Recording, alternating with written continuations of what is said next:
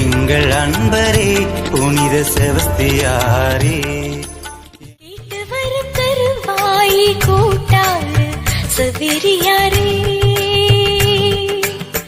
கருமேந்தி காத்திடும் அருளுள்ளமே கோடி மக்கள் போற்றிடும் அழகுள்ளமே.